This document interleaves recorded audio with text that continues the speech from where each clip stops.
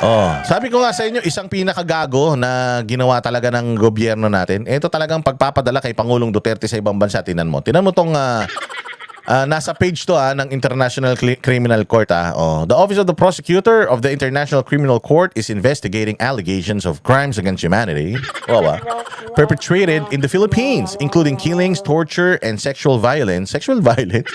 Putang ina niyan, lagi nilang kasama yung sexual violence. Sinong sexual violence ng...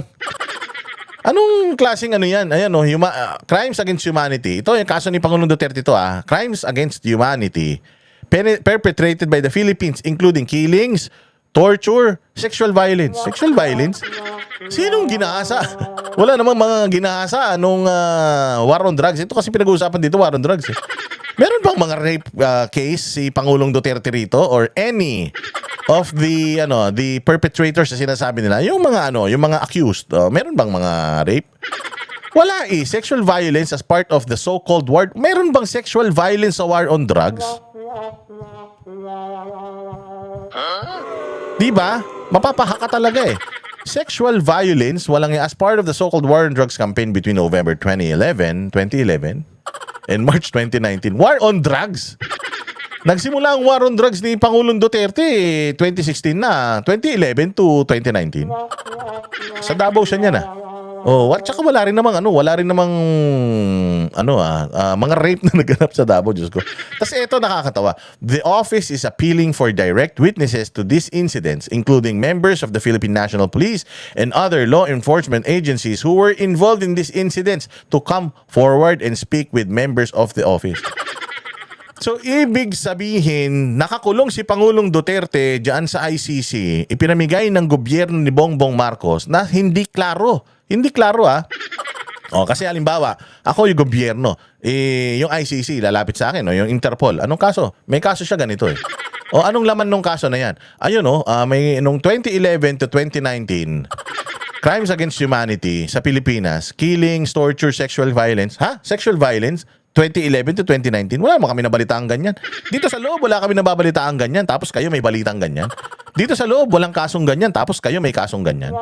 Hindi ako papayag, hindi kami papayag na ipapadala namin yung citizen namin dyan, more so, dating presidente namin, papadala namin dyan for baseless accusations. Bakit mo sinabi na baseless, Bakit mo sinabing baseless? Because the office is appealing for direct witnesses to these incidents, including members of the Philippine National Police. So, from 2011 to 2019, they are asking people from our country to testify. Wala pala kayong ebidensya. Wala pala kayong ebidensya, hindi pa pala kayo nag-iimbestiga, wala naman pala kayong mga hawak na mga matibay na ebidensya para mabigyan ng lakas itong sinasabi niyong mga war crimes or crimes against humanity.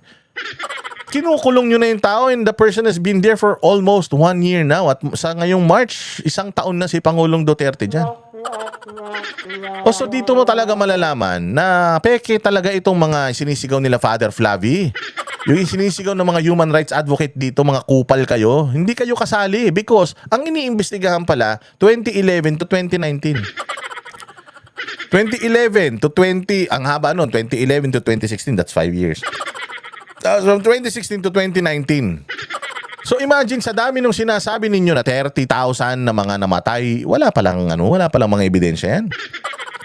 Wala palang mga testimonya na hawak ang ICC or any evidence na magpapatunay na malakas itong kaso na to because ngayon pa lang sila nagmamakaawa Nagmamakaawa sila na sana magkaroon ng mga witnesses sa mga incidents na ito. Witness. Pati PNP, hinihikayat nila. At ilan tong pinag-uusapan natin dito? If I'm not mistaken, walang 50 pagkamatay ito. Walang 50 pagkamatay ang sinisigaw ng mga kupal na mga pare sa Pilipinas. 30,000.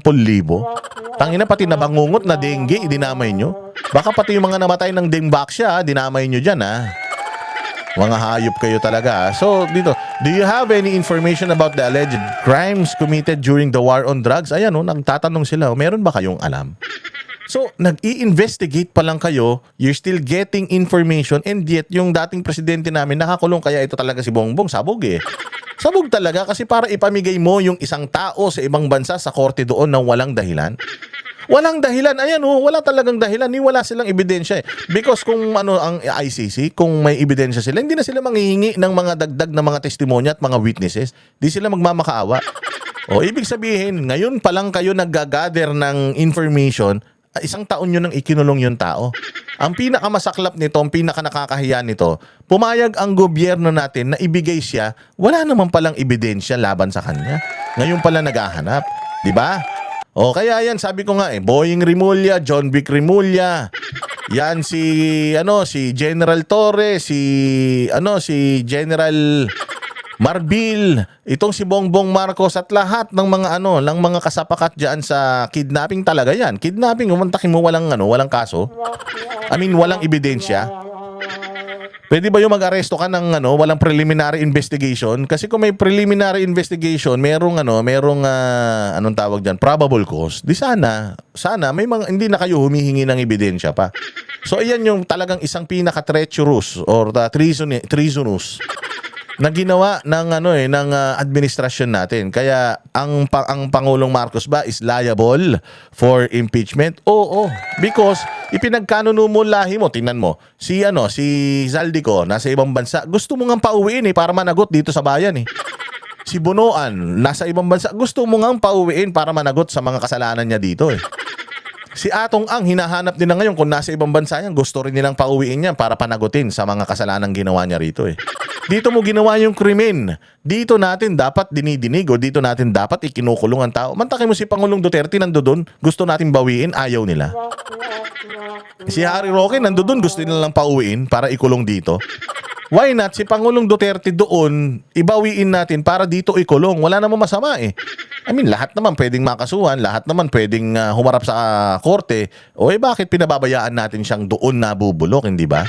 O kasi alam nyo sa mga sarili ninyo na pag dito, hindi talaga magfa-fly yan because not even one case was filed against Pangulong Duterte after bumaba siya sa kanyang termino o matapos ang kanyang termino. Pustahan tayo pagbaba niya ni Bongbong Marcos.